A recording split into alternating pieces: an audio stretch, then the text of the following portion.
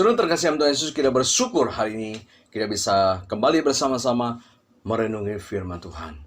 Tidak terasa kita sudah memasuki hari ketiga di tahun 2021 di bulan Januari ini. Saudaraku, sebelum mendengar firman Tuhan, mari kita masuk dalam doa. Kita minta pimpinan Tuhan. Bapa di surga, pada saat ini kami datang kepada Engkau, kami serahkan hidup kami bersyukur, kami sudah melewati 3 hari. Hari ini kami ingin bersama-sama dikuatkan oleh firman Tuhan. Kami serahkan waktu ini, biarlah Tuhan yang memimpin.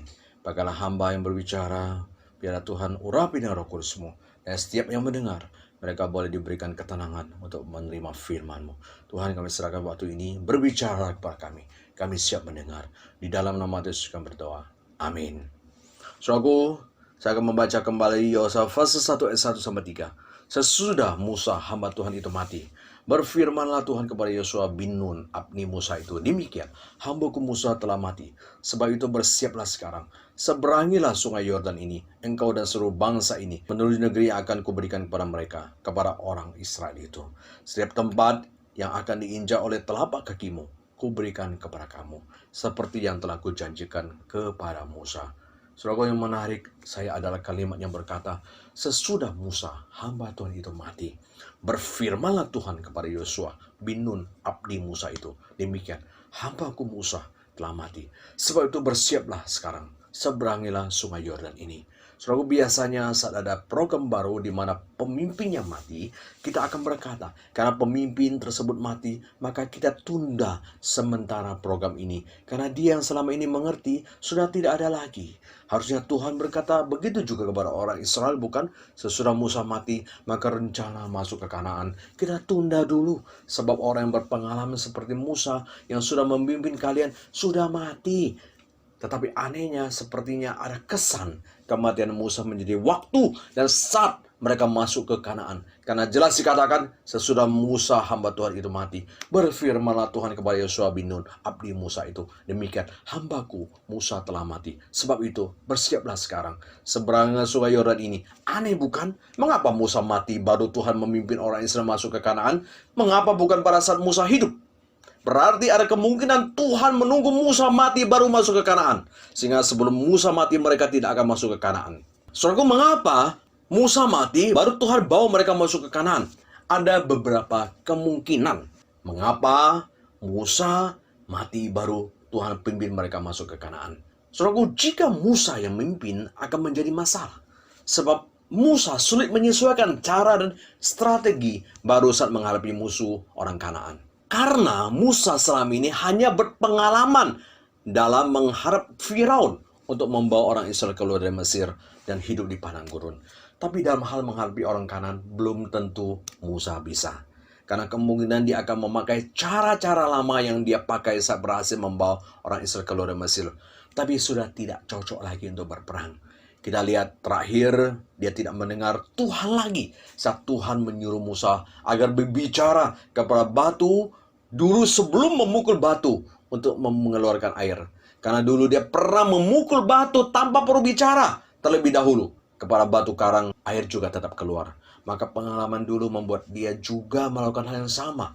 Pada perintah Tuhan sudah berbeda, yaitu harus bicara dengan batu dulu. Tapi Musa masih memakai cara lama, sehingga tidak taat kepada perintah Tuhan. Maka jika dia sudah berhasil membawa orang Israel keluar dari Mesir, tentu dia sudah merasa berhasil dengan caranya.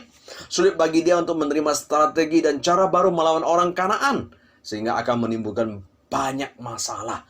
Karena di Mesir, Musa hanya melawan satu orang, yaitu Firaun dengan mujizat-mujizat.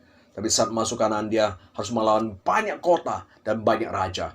Jadi tidak bisa lagi mengandalkan mujizat 10 tulah. Karena orang Israel harus berperang dengan strategi perang baru. Apakah Musa yang berumur 120 tahun masih sanggup berpikir dengan strategi baru dan pergi untuk berperang? Tentu sulit bukan? Maka Tuhan tidak memakai Musa, tetapi lebih memakai Yosua. Kita mungkin bertanya, bukankah Tuhan juga bisa membiarkan Musa hidup? Kasihan dia dong ya, yang pengen masuk. Dan pucuk pimpinan diserahkan kepada Yosua. Saudaraku, hal itu juga tidak mudah. Karena seandainya Musa dibiarkan hidup oleh Tuhan, seandainya Tuhan menyerahkan kepemimpinan kepada Musa untuk memimpin orang Israel selama masih Musa hidup. Maka pasti akan terjadi konflik antara Yosua yang baru memimpin dengan Musa yang sudah berpengalaman. Dia kan sudah merasa berpengalaman. Jadi dia akan merasa semua yang dikatakan benar. Musa pasti akan mendikte Yosua. Yosua hanya menjadi boneka Musa yang harus menutup perkataan Musa yang memang berpengalaman. Dan umat Israel juga pasti lebih mendengar dia. Mendengar Musa kan, daripada mendengar Yosua. Karena Musa lebih tua kan. Jadi konflik yang tidak perlu pasti terjadi. Mungkin akan terjadi perpecahan. Sehingga yang tua bisa pro Musa. Dan yang muda bisa pro Yosua. Ini yang terjadi dalam gereja-gereja sekarang kan ya.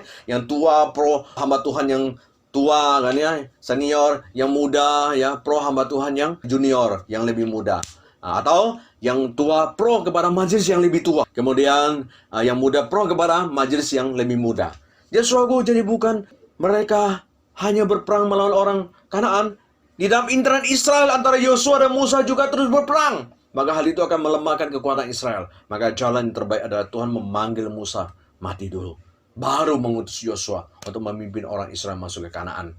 Jadi kita lihat cara Tuhan bekerja berbeda dengan cara manusia. Manusia pasti memilih orang yang berpengalaman untuk mengerjakan proyek besar, bukan? Tapi Tuhan justru memilih orang yang tidak berpengalaman untuk mengerjakan pekerjaannya. Bagi Tuhan, pengalaman tidak menjamin keberhasilan seseorang. Pengalaman justru menjadi penghalang bagi kemajuan seseorang. Mengapa? Satu, dunia terus berkembang. Jadi pengalaman masa lalu tidak bisa diterapkan pada masa kini. Saudaraku, dunia itu tidak sama. Dia terus berkembang. Dulu sampai sekarang. Orang punya pengalaman dulu sekalipun berhasil tidak bisa dipakai untuk masa kini. Saudaraku, pada tahun 1995, saya itu pintar dalam menjalankan program Word Perfect WP. Yaitu pada saat itu program mengetik itu adalah WP ya. Dengan kita hafal Ctrl Y, Ctrl B ya, Alt G gitu ya. Kita hafal semua rumus-rumusnya. Dan kemudian untuk save kita pakai disket kecil. Lalu pada tahun 2000 saya beli komputer baru. Ternyata sudah memakai Windows, saudaraku. Saudaraku, apakah pengalaman saya memakai WP, Word Perfect, pada tahun 95 bisa saya pakai pada zaman Windows ini? Tentu tidak bisa kan? Jadi semua sudah berbeda. Kedua, situasi juga berbeda. Jadi pengalaman yang sama tidak bisa diterapkan pada situasi yang lain. Saya pernah menjadi seksi musik di sekolah teologi dulu, saudaraku ya.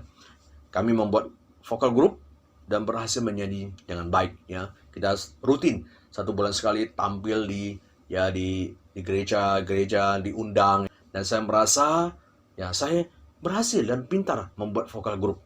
Lalu saya diutus pelayanan di salah satu gereja di Jawa Timur untuk weekend. Yang pertama saya lakukan dengan pemuda adalah buat vokal group.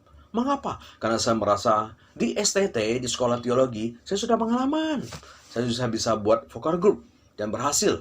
Jadi saya pasti bisa membentuk vokal group yang bagus, tempat yang pelayan yang baru. Soalnya apa yang terjadi? Setelah 1 tahun saya melayani dan mendidik, membentuk vokal group itu tidak berhasil, saudaraku.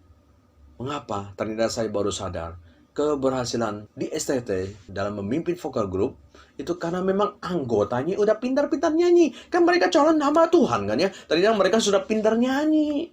Udah bisa. Saya cuman mengaransemen lagu, mengatur ini dan sebagainya. Siapa nyanyi duluan, siapa isi suara dua dan segala semua sudah jadi. Tapi gereja beda. Para pemuda belum terlalu bisa nyanyi. Ada yang belum kenal nada, jadi akhirnya gagal, nggak selesai. Jadi saudaraku, saya lihat pengalaman saya di satu tempat, sekalipun berhasil, saat diterapkan di tempat yang lain, dengan situasi dan kondisi yang berbeda, itu tidak berhasil, tidak sama. Jadi pengalaman tidak bisa menjadi dasar keberhasilan seseorang. Ketiga, pengalaman bisa menghasilkan kesimpulan keliru. Saudaraku, pengalaman berhasil membuat kita menjadi terlalu percaya diri. Pengalaman gagal membuat kita minder dan tidak terlalu percaya diri. Nah, itu 2 ekstrim daripada pengalaman. Karena berhasil mengalahkan Yeriko, orang Israel menjadi terlalu percaya diri. Bisa mengalahkan Ai, sekalipun Tuhan melarang mereka untuk berperang, bukan? Akhirnya gagal. Jadi pengalaman berhasil bisa membuat orang tidak butuh Tuhan karena sudah terlalu percaya diri. Sebaliknya pengalaman gagal bisa membuat kita menjadi minder, sehingga kita tidak berani melakukan apapun. Ada orang pacaran lalu diputusin pacarnya. Mulai saat itu dia tidak mau lagi pacaran dan menikah. Karena menganggap semua laki-laki sama jahatnya akan putusin dia. Jadi karena takut diputusin pacar, dia tidak mau pacaran lagi. Daripada diputusin, lebih baik tidak mau pacaran dan tidak mau menikah. Karena tidak pacaran jadi tidak akan mengalami namanya diputusin. Padahal hal itu belum tentu terjadi, bukan? Tapi itulah pengalaman buruk, membuat kita trauma. Ada yang bawa mobil lalu belok kanan, dia tabrak. Sampai hari ini saudaraku, setiap kali dia bawa mobil, dia tidak mau belok kanan. Karena takut kalau belok kanan, dia tabrakan. Jadi saudaraku, inilah pengalaman. Tidak bisa menjadi dasar kita melangkah. Maka Tuhan memakai Yosua yang tidak berpengalaman, bukan Musa yang berpengalaman, untuk memimpin bangsa Israel masuk ke Kanaan. Karena pengalaman Musa dalam membebaskan orang Israel tidak bisa dipakai lagi untuk memimpin orang Israel masuk Kanaan. Saudara, jika bukan pengalaman, lalu apa yang Tuhan butuhkan dari seseorang untuk mengerjakan sesuatu? Saudaraku, yang Tuhan butuhkan adalah memiliki hati yang mau belajar dan tidak mudah putus asa. Maka Tuhan berpesan kepada Yosua, jangan menyimpang ke kanan dan ke kiri, ikutlah firman Tuhan. Bukankah hanya orang yang mau belajar baru bisa ikut firman Tuhan? Kedua, kuatkan hatimu, jangan mudah goyah. Karena hanya orang yang tidak mudah putus asa dan tidak mudah menyerah baru bisa berhasil. Keberhasilan seseorang tidak ditentukan oleh pengalaman, tapi oleh hati yang mau belajar dan tidak mudah putus asa. Saudaraku, apakah ada orang yang mau mencari pengalaman dulu sebelum membangun keluarga agar berhasil? Yang gagal, saudaraku, bukan karena tidak berpengalaman. Yang berhasil bukan karena sudah berpengalaman membangun keluarga dengan lain, lalu menikahi pasangan yang sekarang Anda miliki.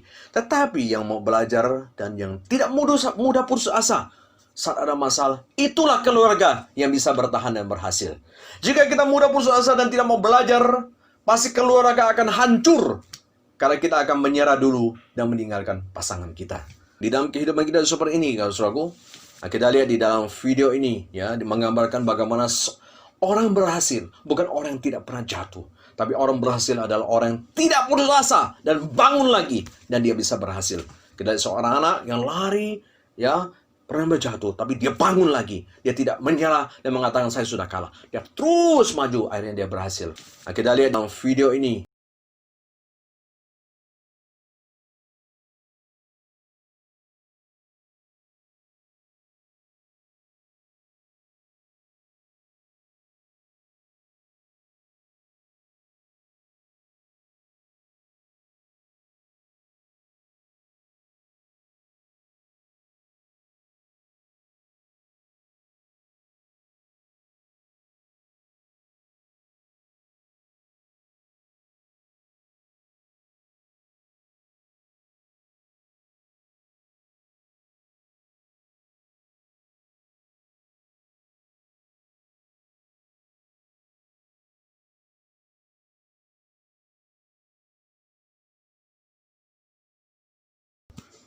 Jadi orang berhasil bukan karena pengalamannya, tapi karena dia jatuh, bangun lagi. Tidak mudah menyerah dan putus asa.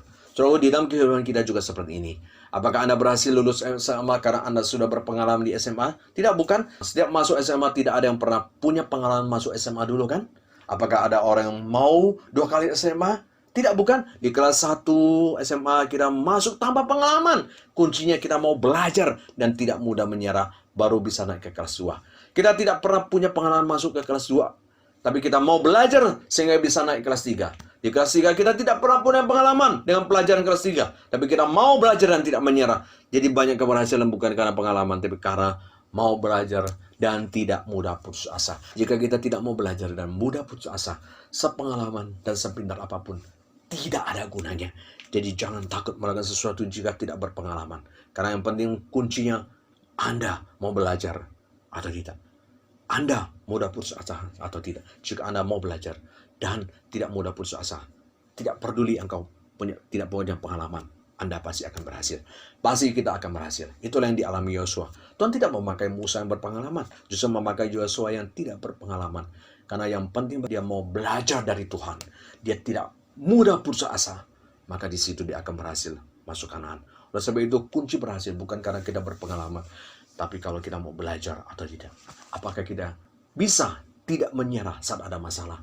Jika kita bisa kuat dan tidak menyerah dan mau berhasil, kita pasti berhasil. Termasuk dalam profesi dan kerja apapun. Maka saat diminta melayani, jangan berkata tidak punya pengalaman. Tuhan hanya butuh hati Anda yang mau belajar dan tidak menyerah. Yaitu kuatkan hatimu, jangan mudah goyah. Jika Anda dipercaya melakukan tugas apapun, jangan takut mengerjakannya, sekalipun Anda tidak berpengalaman. Kunci berhasil adalah mau belajar dan tidak mudah putus asa. Saudaraku, dalam satu profesi tidak selalu akan harus pengalaman. Saudaraku, barusan kita lihat ya, bahwa Jokowi mengangkat menteri, dan yang paling menjadi pembicaraan adalah apa? Seorang menteri kesehatan ternyata tidak punya background dokter atau kesehatan, tapi justru dari fisika nuklir. Cocok nggak? Tapi itulah, tidak selalu harus berpengalaman. Yang penting dia mau belajar dan dia mau terus maju, tidak mudah putus asa. So, itu kuncinya. Lalu apa yang harus kita lakukan agar kita tidak mudah putus asa? Saudaraku, pertama, memikirkan ulang konsep keberhasilan. Saudara, apa yang kita pikirkan tentang konsep berhasilan selama ini? Bukankah bagi kita berhasil adalah mendapatkan banyak uang, bisa memiliki banyak harta, menjabat jabatan tinggi dan terkenal? Hal inilah yang membuat kita putus asa jika kita tidak mencapai konsep kita tentang berhasil. Apakah benar berhasil berarti terkenal, punya banyak harta, mempunyai jabatan tinggi? Bagaimana dengan Yesus yang disalib? Bagi orang Yahudi, Mesias bisa disebut berhasil saat dia mengalahkan Roma, mengembalikan kerajaan Daud berjaya kembali. Tapi Yesus malah mati disalib. Kerajaan Daud tidak dikembalikan kepada kejayaannya. Apakah Yesus gagal? Bagi manusia memang gagal. Tapi bagi Tuhan, Yesus yang gagal justru berhasil di mata Tuhan. Sehingga berhasil bukan karena banyak uang, tapi saat bisa setia sampai akhir, mentaati firman Tuhan. Itulah orang berhasil. Jika kita punya konsep seperti itu, kita tidak akan putus asa. Jika kita masih memiliki konsep tersebut, harus yang nama berhasil adalah dapat banyak uang dan terkenal, kita akan putus asa ketika kita tidak mencapainya. Kita mengerti bahwa berhasil di mata Tuhan bukan berhasil di mata manusia, yaitu bisa setia hidup sesuai firman Tuhan, maka kita tidak akan mudah putus asa. Itu yang Yosua tunjukkan. Apakah dia tidak pernah kalah dalam berperang? Saat melawan Ai, mereka kalah. Lalu ada umat yang dia pimpin juga berdosa, tidak mau mendengar perintah Yosua. Jika Yosua mempunyai konsep bahwa berhasil adalah tidak pernah kalah, selalu harus didengar oleh umatnya, maka dia pasti putus asa dan tidak mau lagi memimpin orang Israel yang terkenal tegar tengkuk tersebut. Tapi Yosua tidak demikian. Di akhir kitab ini, dia tidak menggambar-gemborkan keberhasilannya mengalahkan ini dan itu, atau mendapatkan harta banyak. Apa yang ditekan oleh Yosua? Dia berkata, aku dan seisi rumahku akan tetap setia beribadah kepada Tuhan sampai hari ini, sampai mati. Jadi berhasil bagi Yosua adalah sampai akhir, dia bisa tetap setia pada firman Tuhan, setia kepada Tuhan. Hal itu tentu tidak mudah di tengah kekecewaan terhadap umatnya yang mungkin ada, di mana ada umat yang tidak mau taat. Ada yang suka menjelekkan dia dan membandingkan dia dengan musuh yang lebih hebat, atau musuh yang sangat kuat. Tentu hal itu akan membuat dia tergoda untuk hidup tidak sesuai firman Tuhan. Supaya dia tidak berhasil mencapai apa yang diinginkan, dia mungkin akan melakukan hal yang licik. Pada saat dia memang tentu tergoda juga untuk sombong, akhirnya meninggal Tuhan, karena merasa sudah bisa mengalahkan musuhnya, sehingga tidak membutuhkan Tuhan lagi dan menyimpang daripada firman Tuhan. Maka di akhir semuanya, dia bersyukur dan menyatakan komitmen bahwa yang berhasil di mata Tuhan adalah sampai akhir bisa setia pada Tuhan. Itulah berhasil. Jadi berhasil bukan dapat banyak harta, terkenal, tapi kita bisa setia sampai akhir kepada firman Tuhan dan kepada Tuhan. Saudara, mungkin saat ini, tahun 2020, secara manusia adalah tahun yang gagal bagi kita. Usaha gagal, tutup, omset turun, di PHK dari pekerjaan, gaji turun, dipotong. Sementara semuanya itu adalah tanda kegagalan bagi manusia. Tapi jika kita di tengah pengalaman yang buruk ini saat gagal, saat usaha tutup, omset turun, di PHK, pertanyaannya adalah, apakah kita tetap bisa setia pada firman Tuhan dan setia kepada Tuhan? Tentu itu tidak mudah, bukan? Pasti saat-saat seperti ini, kita akan mulai memikirkan cara yang salah agar tetap hidup, tidak bisa mendapatkan uang. Maka kita di situ sekalipun kita kelihatan berhasil, tapi di mata Tuhan kita gagal. Kita menipu, kita ambil uang perusahaan dan sebagainya. Bisa saja, bukan? Demi hidup nyaman, kita ada uang banyak, tapi kita tidak mau bayar gaji karyawan, ataupun potong uang gaji karyawan terlalu banyak. Lain memang kalau betul-betul kita sudah tidak ada uang lagi. Tidak salah kita mem-PHK para karyawan. Karyawan juga akan mengerti. Tapi banyak bos yang main curang, sekalipun banyak uang, tetap tidak mau bayar gaji karyawan agar dia tetap bisa hidup mewah. Hal itu Anda sudah salah. Dan saat Anda dapat untung banyak, Anda tidak naikkan gaji karyawan. Tapi saat omset turun, Anda teriak-teriak potong gaji dan PHK. Jadi bukan saya menolak PHK, Tapi saya hanya lihat banyak bos termasuk orang Kristen yang tidak adil pada karyawannya. Jika memang bos lagi susah, benar-benar sulit, karyawan juga mengerti. Atau ada lagi Anda sebagai karyawan dalam situasi susah ini, agar Anda tidak bisa punya penghasilan, lalu Anda menjelekkan karyawan yang lain supaya Anda tidak di PHK, orang lain yang di PHK. Ada juga Anda mengambil uang perusahaan supaya Anda tetap eksis dan hidup sebelum PHK. Dan sekalipun Anda kelihatan berhasil, Anda gagal di mata Tuhan karena Anda tidak sedia kepada firman Tuhan kepada Tuhan. Atau ada yang supaya tetap memiliki penghasilan dalam situasi ini melahirkan uang orang dengan tidak mau bayar hutang padahal dia masih mampu. Jadi sekalipun Anda hidup enak, tetap Anda gagal dalam situasi ini.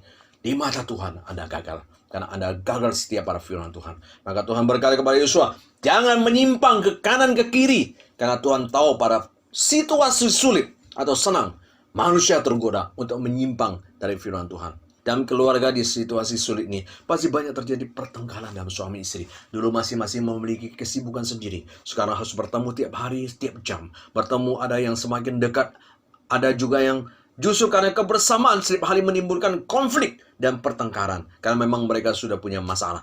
Dalam situasi ini, apakah Anda tetap memegang firman Tuhan? Saya berbicara, apakah kata-kata yang Anda ucapkan kepada pasangan sesuai firman Tuhan? Ada justru menyimpang daripada firman Tuhan, di mana kata-kata yang keluar dari mulut Anda penuh intimidasi, kebencian, kata-kata kotor, dan kasar. Bahkan sampai kepada pemukulan. Jadi Anda gagal, sekalipun Anda kaya. Karena Anda gagal setia pada firman Tuhan di dalam situasi sulit ini. Jadi berhasil bukan terkenal, bukan banyak uang, tapi berhasil di mata Tuhan adalah apakah kita setia pada firman Tuhan dalam situasi sulit ini. Bagaimana Anda, hanya Anda yang tahu. Kedua, merenungkan perbuatan Tuhan akan membuat kita tetap kuat dan tidak putus asa, saudaraku. Ini yang Tuhan perintahkan pada Yosua. Tapi renungkanlah itu siang dan malam, supaya engkau bertindak hati-hati sesuai dengan segala yang tertulis dalamnya. Sebab dengan demikian perjalananmu akan berhasil dan engkau akan beruntung. Yosua 1 ayat 8. Menarik bukan? Tuhan berkata yang akan membuat kamu berhasil adalah merenungkan firman Tuhan, bukan pengalaman hidup. Apa hubungan keberhasilan dengan merenungkan firman Tuhan? Karena dengan merenungkan firman Tuhan, maka akan bisa tetap kuat. Kita akan tetap bisa kuat, karena kita akan bisa melihat karya Tuhan, baik dalam kesusahan dan keberhasilan kita. Maka hal itu akan memberikan kekuatan kepada kita untuk terus maju, tidak mudah putus asa. Disinilah peran pengalaman. Pengalaman bukan menjadi dasar dari keberhasilan, tapi menjadi bahan renungan akan kasih dan karya Allah, sehingga kita bisa kuat dan tidak mudah putus asa. Karena kita tahu bahwa Tuhan yang selalu berkarya dalam hidup kita, baik dalam pengalaman buruk dan pengalaman baik kita.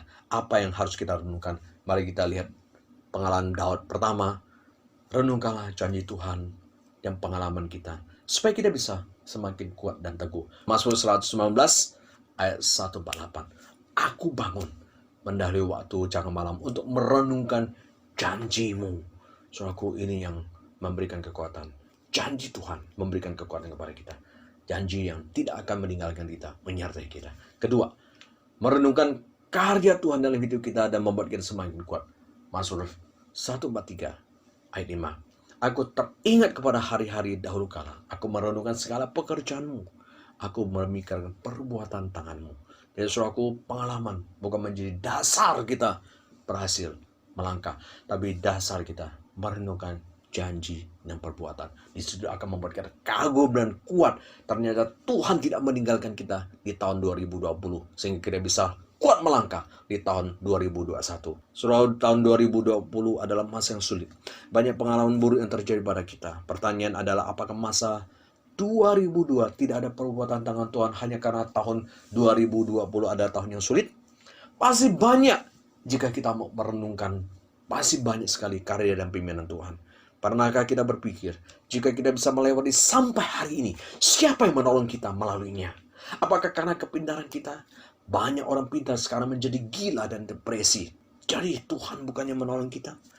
Jika di tengah usaha yang mundur dan omset yang turun, kita bisa menemukan jalan keluar yang membuat usaha yang baru yang tidak pernah kita duga sebelumnya. Apakah karena kita yang pintar?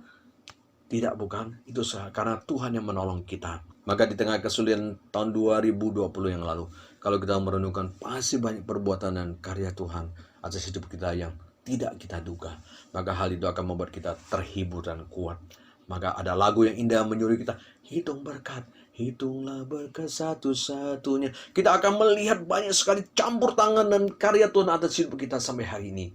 Hal itu kalau kita mau merenungkan karya Tuhan dan pengalaman sebelumnya. Itu akan menjadikan kita yang berhasil tidak menjadi sombong lagi. Atau kita mengalami pengalaman buruk, tidak putus asa. Karena kita tahu ada Tuhan yang menolong menyertai kita, menjadikan pengalaman buruk menjadi hal yang baik. Jadi, ketika kita merenungkan pengalaman kita yang lalu, ketika kita sudah berhasil menikmati banyak mereka, kita tahu itu karya Tuhan. Tapi ketika kita mengalami pengalaman sulit juga, kita tahu itu ada peringatan Tuhan, pertolongan Tuhan agar kita bisa kembali kepada Dia. Maka semua baik pengalaman 20 tahun yang lalu yang kita alami, baik atau buruk, semuanya ada karya Tuhan. Maka saudaraku, jangan lupa mulai hari ini, ketika kita menjalani tahun 2021 ini, jangan lupa renungan firman Tuhan. Jika kita melakukan itu, Tuhan berkata kepada kita, perjalananmu di tahun 2021 akan berhasil. Itu yang Tuhan janjikan kepada Yosua kan? Yosua pasal 8. Perjalananmu akan berhasil dan engkau akan beruntung. Saudaraku, maukah saudara berhasil melewati 2021? Maka jangan lupa kita merenungkan firman Tuhan siang malam. Kasih dan perbuatan Tuhan akan menguatkan kita. Ketika kita mundur dan putus asa oleh karena kegagalan, kita akan dikuatkan bahwa ada Tuhan akan menolong kita memakai kegagalan menjadi hal yang baik. Ketika kita berhasil, kita tidak sombong karena kita tahu Tuhan yang memberikan semua kepada kita. Maka saudaraku, jangan lupa setiap hari renungan firman Tuhan siang dan malam. Lihatlah karya dan perbuatan Tuhan. Amin. Mari kita berdoa. Tuhan, kami selama ini terfokus pada bagaimana kami memikirkan, merenungkan bagaimana cara mendapat untung yang banyak. Tuhan, bersyukur hari ini Tuhan ingatkan kami. Kami harus juga memikirkan merenungkan firman-Mu, karena firman-Mu mulai memberikan pertolongan kekuatan kepada kami. Sebab Tuhan, pimpin dan sertai kami, dan ajarlah setiap kami, baik yang mendengar firman Tuhan hari ini.